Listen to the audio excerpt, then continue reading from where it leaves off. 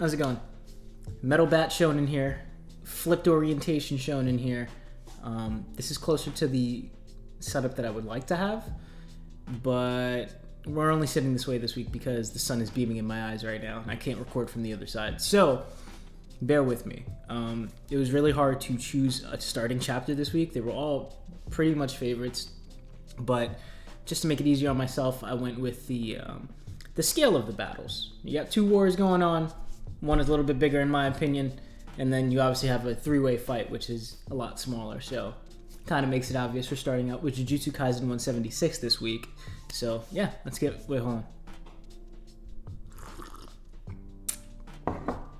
All right, let's get into it. Not much has happened. Obviously, this is all set up for a climax of the three-way battle, or I guess we have another chapter before there's a climax to their battle because we still have to get Ryu's power here. But again, just set up. As interesting as Udo's power is here, I think this fight is going to be over soon, just off the strength that Gage can only tease Titty for so long. Also, she got her patience tested, and she's revealed her power, so the last time we had that was with Nanami, and you know what that means. It means, no, she's not dying. But, not necessarily.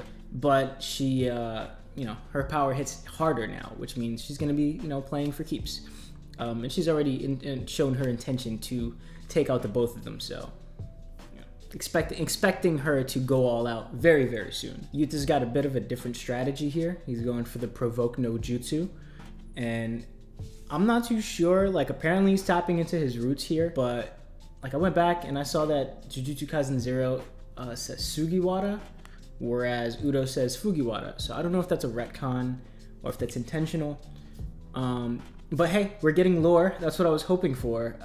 We didn't get a whole lore dump. We just got a name drop and a little bit of, Kenjaku's plan just from a different perspective, or maybe the same type of perspective, right? Maybe Reggie is no different than Udo in terms of what they got into this for, but I'm still expecting a bit of a dump at the end of everything. I'm kind of fine with the way it's going right now. I'm okay with the little lore tease, so long as we get a little bit more at the end. And then Ryu chimes in because he's jealous that there's a lot of flirting going on, and it's not involving him or his massive output, or the fact that he gets his source from his hair. I don't know how to respond to this power here, other than it makes sense that the guy with the biggest showboat of energy is also deriving his power from his hair. I know he's not actually getting it from his hair, but just it matches nicely. Either way, Yuta closes the gap immediately to give him a smooch because he witnessed the girth of Ryu's power. So he goes in, closes the gap, and that's the end of the chapter. That's the whole chapter. I don't know. I'm not too sure what this means for what Yuta's doing. He does mention Rika and having to hold himself back again. I hope that this means Yuta is going to have to go all out or explain his power a little bit, right? Because this could easily become a 2v1 scenario. We have everyone here that's I'm going to take out the other two, so it's technically a 1v2 all around, but I can see easily either of the three teaming up with the other one, just in a split second, because they see an opening, just to get rid of one and weaken the other in the same case. So hey, hopefully at the end of the day, we get some type of explanation on what Yuta's power actually is, because I'm looking forward to it, man. If we don't get a lore dump or that, I'm going to be very disappointed. That's at the very minimum, that is what I'm hoping for. Both of those things, not one of those things. If we only get one, I'll still be disappointed, but hey, at least I'll get something. I'll get away with some type of treat, Moving on to My Hero 345, and it's happening. The plan is coming together. We have the villains where we want them. Deku, time to seize the moment. Shit. So the whole plan to separate and ambush was sort of right. I assumed that it was going to be 1v1s in the domes, but I also was asking how they're going to keep them in the domes. That should be something easy to break. But yeah, it's just, those are a distraction, and that's cool. It was just to serve as a way to get all the villains occupied at the same time so that they can teleport them at the same time. It was just a timing thing. So I like it as long as there wasn't any bullshit with, somehow we've made this rock that is in, I wasn't going to be with that at all. And even one of the heroes talks about how there was measures against disintegration, and I'm assuming that the measures against disintegration was the trick to like get all the portals off, because I doubt that they have anything to stop disintegration. That'd be crazy if you were able to just mute the biggest villain's main power at the end. That's pretty wild. But gotta say, I'm very impressed by All Might. It seems like this is all his plan. Not all his plan, but like I'm very impressed by the way that he's like able to take charge and kind of still command the heroes even without a quirk now. I'm also very impressed by AFO because he comes out the portal, Hawks goes in for the assassination attempt, and the helmet is made out of Kachin, so there's no way you're gonna stop it. AFO is like talking shit as soon as he comes out the portal. He's like, oh yeah, oh this is what y'all doing? Dumb, like you messed up big time. Like I love it, it's just like, he's like trying to get into Endeavor's head and just trying to like cast doubt on the heroes. As soon as they like their plan is coming together, it's working for them, and he's just like, nope, gaslight, which is pretty damn funny. Like, so totally in character, but also pretty funny. And he just continues to surprise me with how much reserve he has. It's just, I know he's the villain, I hate him, he's supposed to be calculated and whatnot, but you know, even when things aren't going to his way, he's just like, this is still in my favor. Do you not understand how screwed you are? Which is awesome. Now, last week I asked who was gonna fight AFO, and this chapter we got the answer, and it's so painfully obvious that I'm now embarrassed that I was wondering. Of course it's Endeavor and Hawks, right? You're giving Endeavor the number 1 and the number 2 hero now. Endeavor has his fanboy, his protege, and yeah, of course it's them. Like, this is Endeavor's chance to now show, you know, All Might up, you know, for once. He can beat the man that All Might could not take down, or couldn't finish. I don't know if they're actually going to be able to do it, but I'm all for this matchup here. Speaking of matchups, we also have Shigaraki versus Bakugo and Genist, and this one I'm a little nervous about because on one hand it does make all the sense in the world, right? You've got AFO versus Endeavor and Hawks, and now you have the other half of AFO, which is Shigaraki, versus Deku's Endeavor, and the flip side. So Bakugo is like Hawks in this scenario, where Hawks is like the protege, or like, you know, the one who looks up to Endeavor, and Bakugo is the protege or the one who studied under Genist. So it's really good matchups that we got here. Again, very obvious. Like, if you have number 1 and number 2 versus AFO, well, of course you're gonna have number 3 and the contender for number 1 up there. So yeah, all the sense in the world. I like this matchup for that reason. You just have your best players against their best players. It makes all the sense in the world. And not to even like mention, to perfectly piece together this parallel that we have here. You got Bakugo, who's all about destruction and death, versus Shigaraki, who's all about destruction and death. So really good, really good. Now, I know it's quite a lot for one hand, but it balances out when you realize the other hand here, which is that Bakugo nearly died in the last round, right? Against Shigaraki, or against All for One Shigaraki. And he seems to recognize the disadvantage that he's in right here.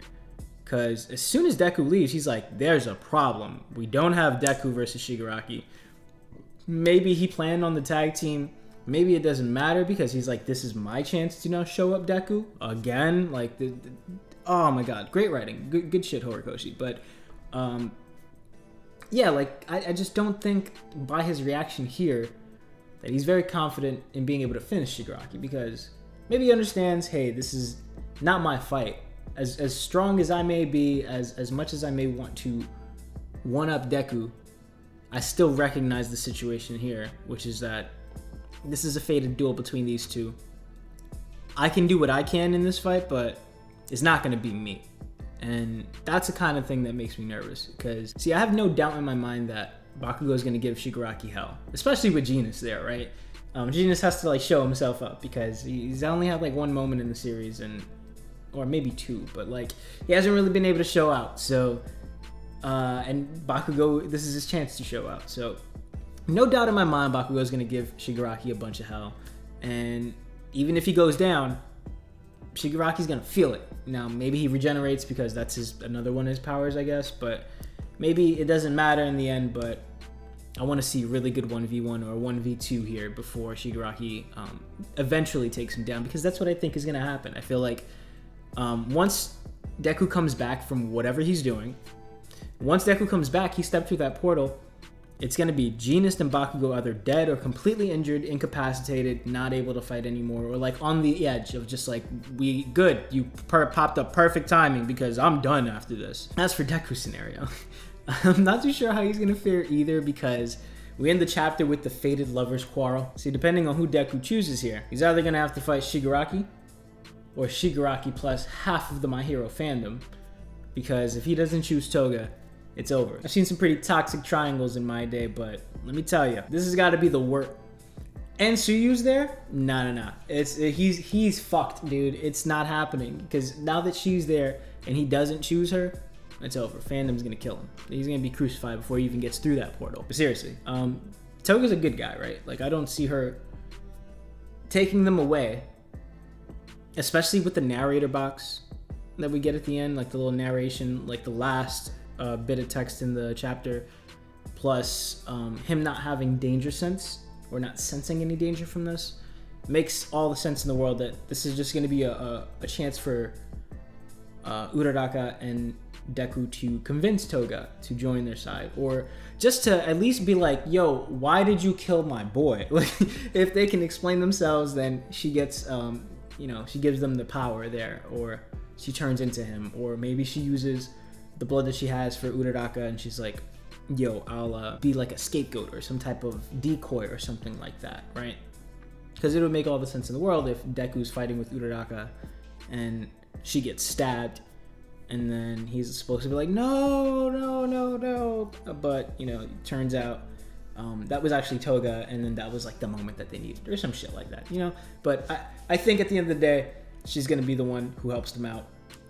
And it makes sense because, the only time we've ever seen the Sad Man's Parade was to help out friends. And I don't see it being used again to, help the villains out. Because the villains, the villains have... Yeah, the villains already have the numbers advantage here. What reason do we have to give them more of a numbers advantage, right? Like, it would make sense for the Sad Man Parade to balance it out. With what we've heard, right? Like, what we've been told is that they're outnumbered. The heroes are outnumbered. I think I just said villains, but the heroes are outnumbered, so it makes sense for Twice to come back, and then boom, you're good. But it only makes sense if they can really convince Toga. You can't just be like, yo, so I'm on your side now. And, it has to be something like that. And I don't know, it makes me a little more nervous about the Bakugo situation, because it would revolve all around forgiveness before saving, right? You gotta go, explain to me why you killed my boy, and then I'll be on your, then you can convince me, right? Now you hop through that portal and there's an instant like balance there, right? You just killed my best friend, Bakugo, Deku to Shigaraki. You just killed my boy Bakugo. I just popped up after explaining how it's okay, or explaining myself for and asking for forgiveness from your friend for killing one of your friends. I got her on my side. Come through the portal. Look, she forgives me. Now I gotta forgive you because you just iced my boy over here. Makes sense, right? I think it makes more sense to me. But that's what makes me really nervous about the situation, because I feel like there's a parallel being set up here, or like some type of dynamic that works hand in hand, and I don't like the way it's sounding for Bakugo or Genis, right? Genis probably has a more of a bigger death flag. They both have death flags, right? Because Bakugo saved himself, or he sacrificed himself to save Deku, or he tried to, right? Because he ended up living. And then Genis also is known for playing dead. So two people with potential death flags on them fighting a guy who was all about destruction, and I'm gonna keep stressing, not looking too good for Bakugo. Looking great character moment for him, but not looking good for his life force, I think. But yeah, that's the chapter. That's the second chapter. Wow, we're actually flying through this. Cool. On to the I thought this was the first chapter.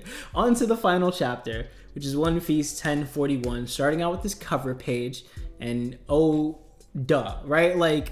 Of course, I saw a few reviewers talking about how Pudding was gonna be helping Germa out of this situation, and yeah, like that makes sense too, but why is she not gonna fuck them up real quick for what they did to Sanji? Like, it makes sense that she would give them a nice little once over before she did anything to help them out. So yeah, I'm just like surprised that we didn't all see that coming. So the chapter picks up with Momonosuke and Yamato, which is surprising because 1039 and 1040 both teased the Zunisha thing at the very end. So I'm glad that they didn't do that again. I'm glad that we continued on with this conversation, at least just a little bit, because we didn't get too much. We just got some. We got some everywhere in this chapter. There's plenty of small details and reveals that are just scattered throughout, and they're huge, but like they just pass by in such a way that it feels like it's just the start of these reveals. So Momo is Joy Boy confirmed. Wrap it up. Go home. We're good. No, I'm kidding. He's Uranus, maybe, most likely. I think that's this conversation between him and Yamato about like him being the chosen one or a chosen one rather than just an important figure that helps Luffy out just makes me think he's an ancient weapon, and that Zunisha is Pluton, because we won't be getting that confirmation from the journal, luckily, because Oden tore out all the spoilers, but it's going to be one of those cases where like the chosen ones need to make a decision to save the world on their own accord. Like, it can't be influenced by anyone else, which just makes me think of Luffy yelling at Usopp in Sabaody when he's like, we don't want spoilers. We don't want to know what happens, what the One Piece is. We have to continue on without knowing. We have to be blind about it. And maybe that's Luffy's fruit. Maybe that's the spirit of Joy Boy in Luffy's fruit or something like that. Maybe it's the will of Joy Boy.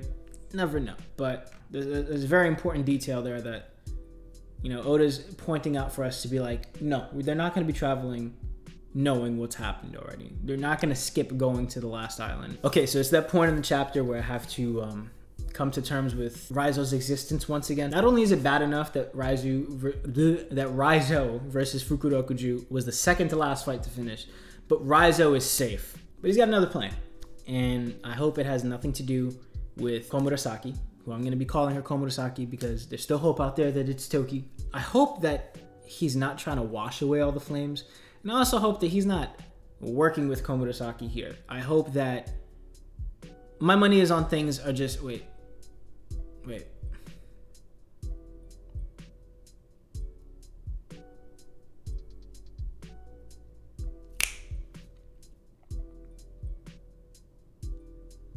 And he's got another plan in the works. So,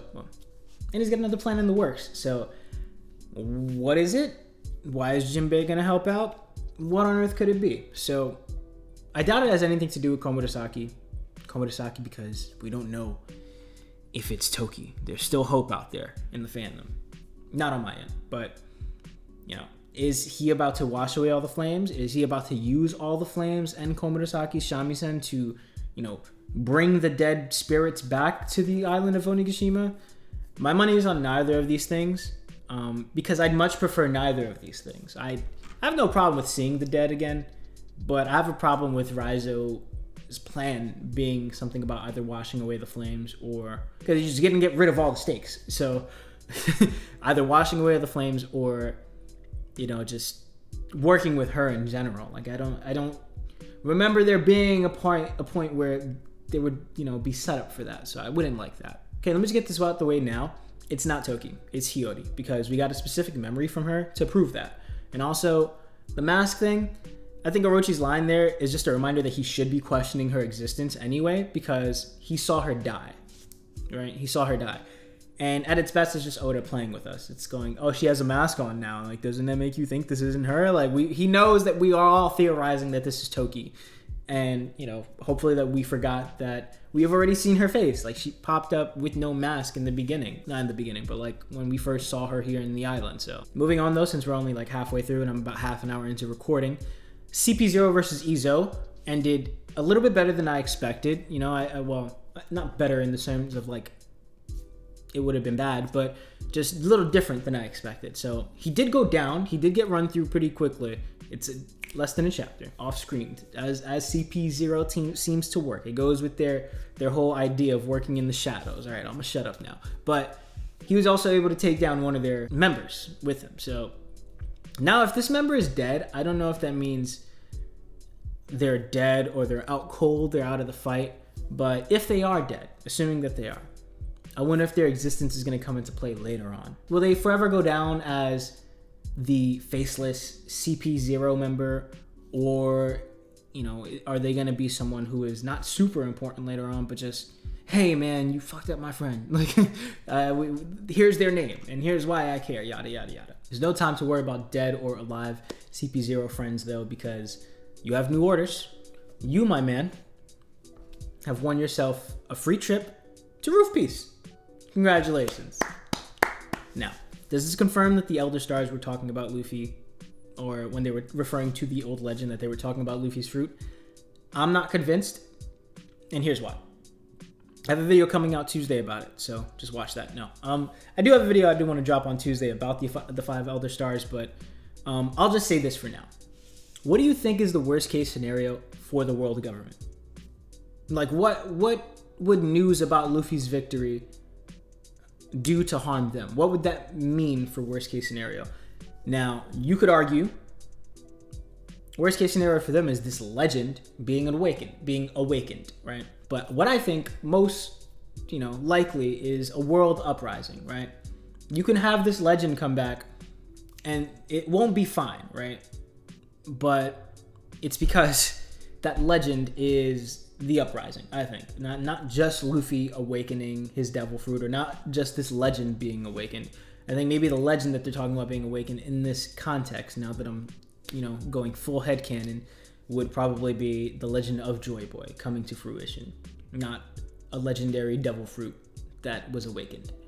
So that's all I'm going to say for now. I'll explain more in a couple of days. Don't worry about it. Diaz Drake is back, though.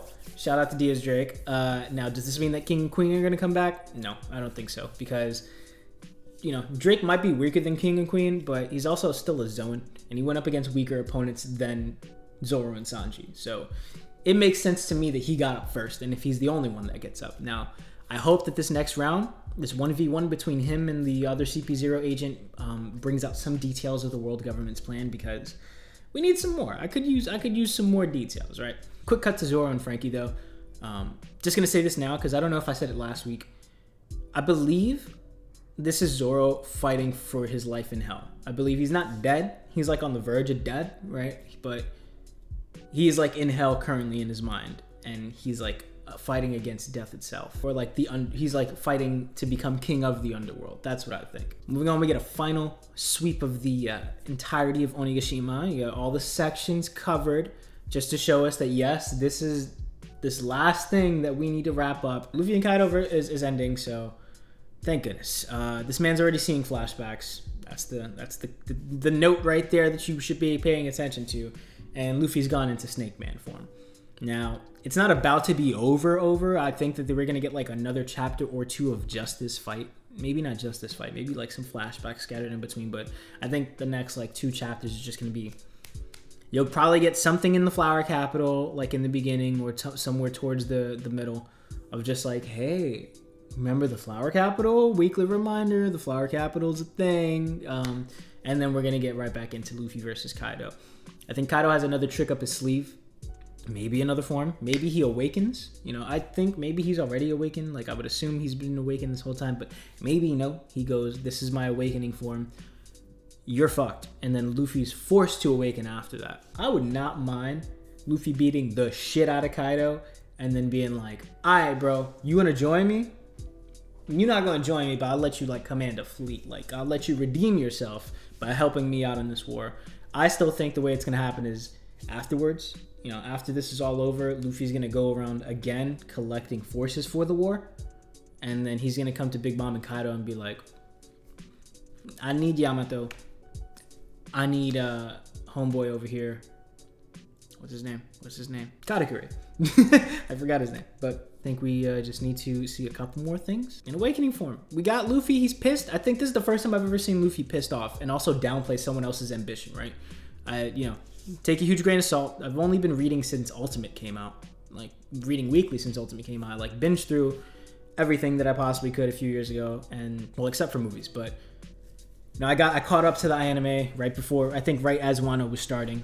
And I think the chapter that I caught up to was the ultimate chapter. I think the chapter before that, it's the rocks reveal. I think that's the chapter I caught up to. So yeah, dude, Luffy's pissed off and he's making it his goal to protect this island. Maybe this is, you know, the battle that finally turns into like, not a self-proclaimed hero, but just like,